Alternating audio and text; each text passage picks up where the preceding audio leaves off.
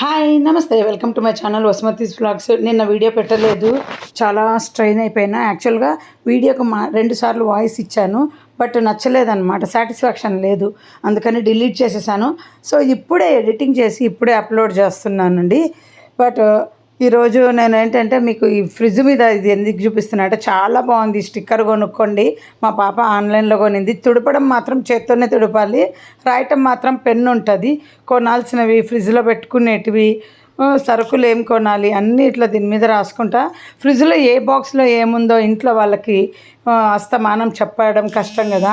వారానికి ఒక రోజు మనం కూరగాయలు తెచ్చుకుంటాం, ఆ టైంలో ఇలా చక్కగా అన్నీ రాసి పెట్టేసేయచ్చు.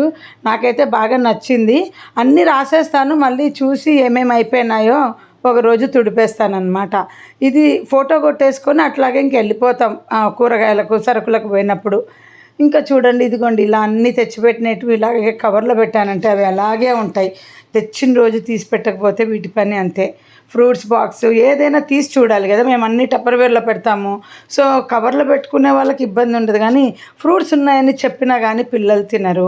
మనం కట్ చేసి చేతిలో పెట్టాలి. నేను నిన్న నడిచినానమాట. మా ఈ ఏజ్లో మా అమ్మ వాళ్ళు ఎవరేం మాకు పండ్లు తిను అని కట్ చేసి పెట్టలేదు. ఉన్నాయి తినిపో అంటే మేమే కట్ చేసుకొని తినేవాళ్ళము అని మా పిల్లలకు చెప్పిన. లేదా చాకు ప్లేట్ తీసుకొని వచ్చి మమ్మల్ని అడగండి, కట్ చేస్తాము అని చెప్తా. ఓపిక లేదండి అన్ని పనులు చేయటానికి. వేడి ఎలా ఉందంటే అసలు. ఇంక ఇది మొన్న చూపించాను కదా, కట్టుతిగా బీడ్స్ తోటి చుట్టుకుని బ్యాంగిల్ లాగా వేసుకోవడం షార్ట్ వీడియోలో. ఇంకా షార్ట్ వీడియోలు నేను కొంచెం పెంచాలండి, ఎందుకంటే ఎస్టిమేషన్ రెవెన్యూ చాలా తక్కువ చూపిస్తున్నారు. మంత్లీ 6 చూపించేది, $6 చూపించేది, 5కు పోయి 5 నుండి 4 అది ఏమన్నా మైనస్ అవుతుంటుందేమో మాకు తెలీదు. అంటే అప్పుడు మానిటైజేషను 12 months తర్వాత మానిటైజేషన్ అయితే అవ్వకపోతే ఫస్ట్ డేది డిలీట్ చేసేస్తారు వ్యూస్, మళ్ళీ నెక్స్ట్ డేకు నెక్స్ట్ డేది డిలీట్ చేస్తారు. అట్లే రెమ్యూనరేషన్ కూడా ఏమన్నా ఉందో ఏమో తెలీదు. నేను వీడియోలు పెంచుతున్న వ్యూస్ అయితే 48 hours $20,000 వ్యూస్ వస్తున్నాయి. 1 hourకి అలా చెక్ చేసుకుంటూ ఉంటాం. అంటే 1 hourది చూపిస్తారు, 48 hoursది చూపిస్తారు. సో ఇది వరకైతే 11,000 అట్లా వచ్చేది 48 hoursలో. ఇప్పుడు 20,000 దాటింది వ్యూస్. బట్ అయినా అమౌంట్ తగ్గుతుంది. సో నేను డైలీ 10 షార్ట్స్కు మ్యాక్సిమం ప్లాన్ చేస్తున్నాను. ఏంటంటే కంటెంట్ లేకుండా అయితే ఏం పెట్టట్లేదు. చక్కగా అందరూ నేను పెట్టిన వెంటనే చూడరండి, చాలామంది లేట్గా చూస్తున్నారు. సో నావి చాలా వీడియోస్ వైరల్ అయినాయండి. ఇలా క్రియేటివిటీ చేసినటివి చాలా, అసలు ఏ వీడియో అయినా ఇలా క్రియేటివిటీవి అందులో పార్ట్స్ వైజ్గా పెడతా కదా, ఒక్కటన్నా వైరల్ అయ్యి అలా పోతూనే ఉంటుంది. అంటే మాకు దాంట్లో చూస్తూ ఉంటాను నేను యూట్యూబ్ స్టూడియోలో, కానీ మెసేజ్లలో ఉంటుందన్నమాట. ఆ వీడియోకి ఇన్ని వ్యూస్ వచ్చినాయి, ఈ 24 hours ఎంతమంది చూశారు, 48 hours ఎంతమంది చూశారు, 28 days ఎంతమంది చూశారు, ఏ వీడియోలు చూశారు, ఇలా అంతా ఉంటుందన్నమాట. సో నాకు వీడియో షూట్ చేయడము మీకు అప్లోడ్ చేయటమే కాదు, అస్తమానం వీడియో మొబైల్ ఓపెన్ చేయటము, చెక్ చేసుకోవడం, అదొక పిచ్చిలాగా అయిపోయిందండి. నిజంగా స్ట్రెస్ అయిపోతున్నా. అవి చూసుకోకుండా ఉండడానికి ప్లాన్ చేస్తున్నా. కాకపోతే అవి చూడడం వల్ల నా మెమరీలు ఏమన్నా ఉంటాయా, ఏమీ ఉండవు. అదొక అడిక్ట్ అయిపోయినా. యూట్యూబ్ స్టూడియో ఓపెన్ చేయడం, చూడడం, ఉట్టి వీడియోలు పెట్టేసి వెళ్ళిపోతే నాకు స్ట్రెస్ ఉండదు.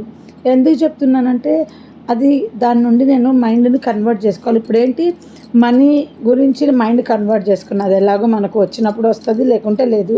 నచ్చేవాళ్ళు వీడియోస్ ఉన్నారు. సో అలాగనమాట. ఇదొక్కటి తగ్గించుకోవాలి.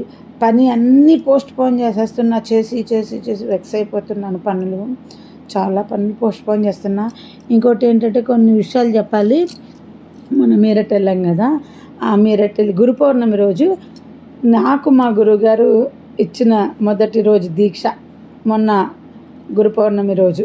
అది ఎలా అంటే, మేము పెళ్ళైన కొత్తలో మా గురుగారి ఆశ్రమానికి గురు పౌర్ణమికి పోయినాం. కానీ ఏ రోజు దీక్ష తీసుకున్నామో తెలియదు, కానీ ఆ వెళ్ళినప్పుడు తీసుకున్నాం. మొన్న మీరట్కి వెళ్ళినప్పుడు ఒక అతను వచ్చాడు. అక్కడ మీరు వీడియోస్ చూసింటే తెలుస్తుంది. అందులో ఒక మా ఆయన పక్కన, నా పక్కన ఒక అతను కూర్చున్నాడు. అంటే ఇప్పుడు మీకు అతను ఎవరో అవసరం లేదులేండి. అతను చెప్తున్నాడు, నేను ఒకే రోజు గురుజీ కాడ దీక్ష తీసుకున్నాము. గురు పౌర్ణమి ఈరోజు ఆ డేట్ 20th దీక్ష తీసుకున్నది. గురు పౌర్ణమైన నెక్స్ట్ డే తీసుకున్నాము. అప్పుడు డేట్ ప్రకారం అయితే ఈ డేట్ అని చెప్తున్నాడంటే ఎంత ఆనందం వేసిందంటే, ఎందుకంటే క్యూలో నిలబడతాం గురూజీ కాడ దీక్షకు. గురూజీ ఎప్పుడు ఇస్తారంటే అప్పుడు అందరం ఏం తినకుండా క్యూలో నిలబడతాం అన్నమాట. పొద్దున్నే దీక్ష అయిన తర్వాతనే మేము తినాలి. అంతవరకు కాఫీ టీ కూడా తాగొద్దంటారు తల స్నానం చేసి. సో మా అమ్మ పెళ్లి బట్టలు తెచ్చుకోండి అంటే పెళ్లి బట్టలు తీసుకొని పట్టు బట్టలు అవి వేసుకొని దీక్షకి వెళ్ళినప్పుడు ఆయన అంటున్నాడు, నేను వెళ్ళాల్సింది గురూజీ లోపల నుండి వసు అని నిన్ను పిలిచినాడు, సో నువ్వు వెళ్ళినావు అని చెప్తున్నాడు ఆయన. ఎంత ఆనందం వేసిందో. మేము ఎప్పుడు దీక్ష తీసుకున్నాము అనేది మాకే తెలీదు, ఊహించలేదు, ఆ డేట్ గుర్తుపెట్టుకోలేదు. బట్ అతను చెప్తా ఉంటే ఆనందం వేసింది. అప్పుడే కాదు, అప్పుడు నేను అన్నాను, చిన్నప్పుడు ఆల్రెడీ నేను తీసుకున్నాను 6th క్లాస్ చదివేటప్పుడు, మళ్ళీ పెళ్ళైనాక జంటతో తీసుకున్న దీక్ష అని చెప్పిన. తర్వాత అతను అంటే నెక్స్ట్ ఇయర్ అజింగంజ్కి వచ్చినారు మీరు గురూజీ, అప్పుడు నేను కూడా వచ్చినాను అంటే అజింగంజ్కి వచ్చినాము అవును అని. మాకు చాలా ఆనందం వేసింది. మేము దీక్ష తీసుకున్న రోజు గురూజీ అతని ద్వారా మాకు చెప్పించాడు అనేసి. ఇంకా లాస్ట్ టైం ఆశ్రమానికి వెళ్ళినప్పుడు కూడా మా తోటి అమ్మాయిలు ఊర్లో ఉంటారు, అంటే అంటే పక్క ఊర్లలో అట్లా వాళ్ళు కూడా వచ్చి కూర్చునే వాళ్ళు అన్నమాట.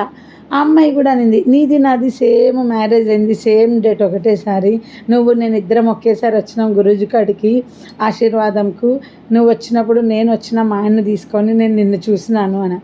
నేను అన్నాను, ఎంత ఆనందం వేస్తుందంటే గురూజీ శిష్యులలో మేము పాత వాళ్ళు గుర్తుపట్టి మమ్మల్ని, మనం అప్పుడు గురూజీ కాడ కూర్చునే వాళ్ళం కదా అనేసి ఆనందమే వేరండి. ఇప్పుడు చూడండి దీక్ష మా పాపతన్న, ఇప్పుడు గురూజీ ఈ ఇన్సిడెంట్ నాకు గుర్తు చేయడానికి కారణం ఏంటంటే మెడిటేషన్ చేసుకొని నీకు గురూజీ గుర్తు చేస్తున్నాడు.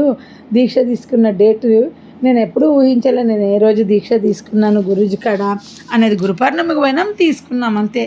ఆ డేట్ ఎందుకు గుర్తు చేశాడంటే ఆ రోజు మాతో పాటు దీక్ష తీసుకున్న మనిషిని కూడా పరిచయం చేశాడు. మేమంతా గురు శిష్యులమే అండి. మొన్న అక్కడ మీరట్లు పూజ చేసుకున్నప్పుడు ఆ అంకుల్, ఎవరింట్లో అయితే పూజ చేసుకున్న అంకుల్ అంటున్నాడు, కన్స్ట్రక్షన్ ఆశ్రమంది 84లో కట్టారు ఆయన.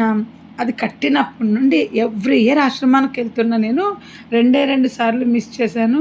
ఒకసారి నాకు ఏదో యాక్సిడెంట్ అయ్యి 1 సంవత్సరము, ఇంకోసారి లాక్డౌను, అంతే. అంతవరకు నేను ఒక్కరోజు కూడా మిస్ చేయలేదు ఆశ్రమానికి పోవడము. ఎవ్రీ డిసెంబర్కి అండి ఆశ్రమానికి కంపల్సరీ. ఆంటీ రారు కానీ ఆయన కంపల్సరీ వస్తారు, మీరట్ అంకుల్.